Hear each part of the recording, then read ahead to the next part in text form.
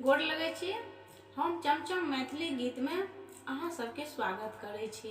आइ हम एगो लक्ष्मी और काली जी के गीत गबै छी। अहाँ सबके काली पूजा के बहुत बहुत शुभकामना अछि। प्रेम से बोलो माँ लक्ष्मी माता की जय, गणेश जी की जय, काली माई की जय। सब मिलके बजाओ ताली, आयल लक्ष्मी काली के दीपावली। सब मिलके बजाओ ताली, आयल लक्ष्मी काली के दीपावली। आई लक्ष्मी एती संग गणपति एता, आई लक्ष्मी एती संग गणपति एता। हुनका संग ही में काली भवानी, आयल लक्ष्मी काली के दीपावली। सब मिलके बजाओ ताली, आयल लक्ष्मी काली के दीपावली।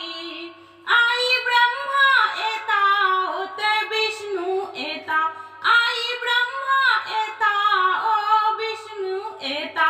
हुनका संग ही में भोला भंडारी, आयल लक्ष्मी काली के दीपावली।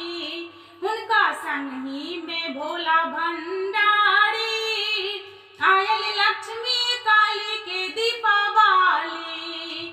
सब मिलके बजाओ ताली, आयल लक्ष्मी काली के दीपावली। आई राम एता संग लक्ष्मण एता, आई राम एता संग लक्ष्मण एता। हुनका संग ही में कुंज बिहारी, आयल लक्ष्मी काली के दीपावली। हुनका संग ही में कुंज बिहारी, आयल लक्ष्मी काली के दीपावली।